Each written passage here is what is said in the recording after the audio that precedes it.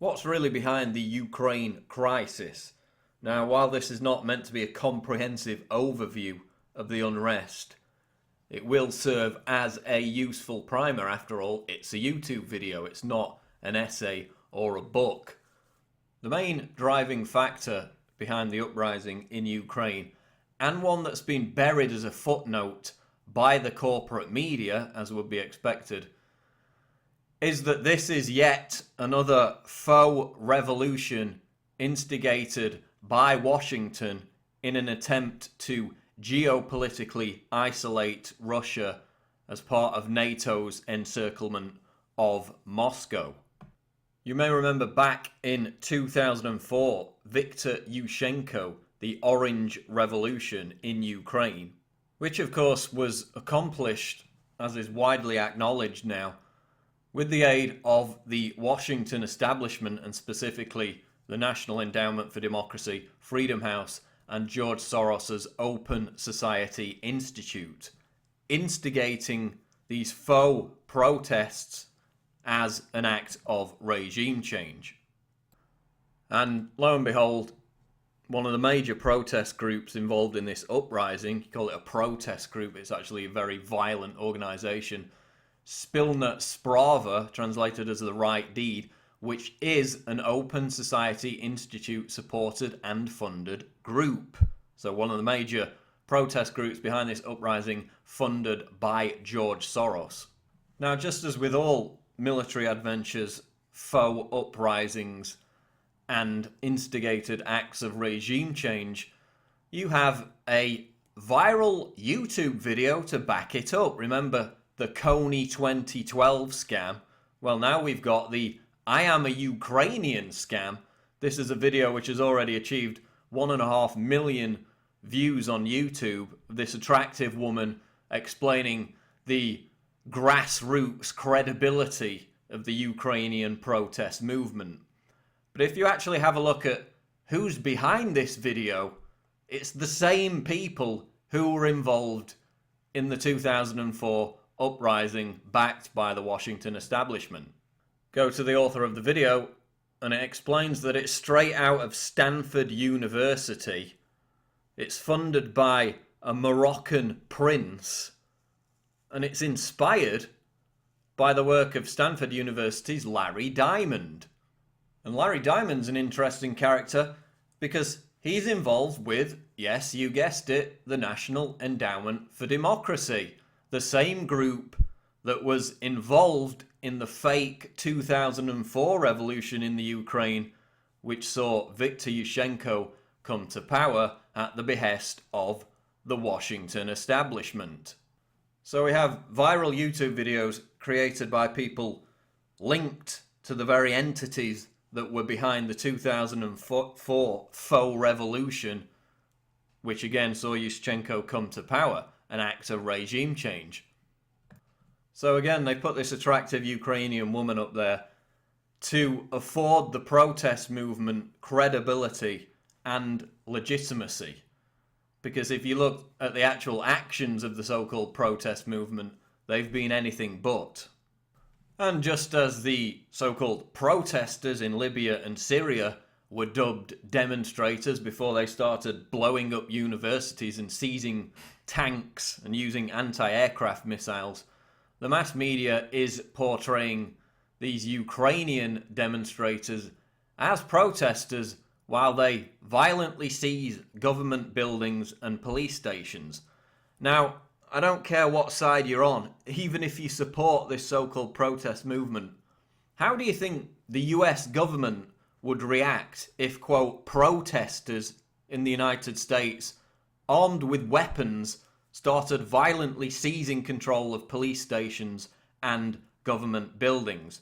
Do you think that they'd be softly catchy monkey with them, or would they completely obliterate them? Well, obviously they would. And yet, of course, the characterization of these protesters as demonstrators and protesters, when in fact, even if you agree with their cause, you have to acknowledge that they're violent revolutionaries and in some cases militants. Because unlike the attractive Ukrainian woman in the fake viral YouTube video, this is not a protest. It's an act of regime change. And these protesters, many of them who are even unaware of this, are mere pawns in a bigger game. The protesters are being paid cash money to maintain their demonstration and occupation. Where's some of that money coming from? It's coming from the $5 billion that the United States government invested to, quote, help Ukraine achieve these and other goals, according to US Assistant Secretary of State for Europe, Victoria Nuland, at a National Press Club conference, December 13, 2013. And what were those goals? Well, it was to achieve a, quote, good form of government. Now, according to Victoria Nuland, what does a good form of government represent? Well, it represents the United States, Washington, being able to pick and choose its crony puppets to staff the Ukrainian puppet government. Because, of course, Nuland and top diplomat Jeffrey Pyatt were caught in a leaked phone conversation discussing on which politicians they would choose to run the Ukrainian government after the phony revolution achieved its goal of regime change. He's now gotten both Seri and Ban Ki-moon to agree that Seri could come in Monday or Tuesday. Okay. So that would be great, I think, to help glue this thing and have the UN help glue it. And, fuck the EU. No, exactly. And I think we've got to do something to make it stick together, because you can be pretty sure that if it does start to gain altitude, the Russians will be working behind the scenes to try to torpedo it. Now, after this emerged, Nuland did not apologise for the fact that she was caught conspiring on how to overthrow an elected government. She apologised for being rude to the European Union. Which gets us back to the crux of the issue, which is the fact that these protests started after Ukraine rejected an economic deal with the European Union in favour for one with Russia. And this is what prompted many of the Ukrainians living in the west of the country, who genuinely do hate Russia because of its past, to start these protests. So many of the initial protests may have been genuine people expressing their grievances. But why they would want to side with the EU is baffling. They're complaining about corruption within the Ukrainian government, which is a fair point. But corruption is endemic within the European Union. The cost of the European Union's corruption on an annual basis is almost the entire GDP of Ukraine's whole economy.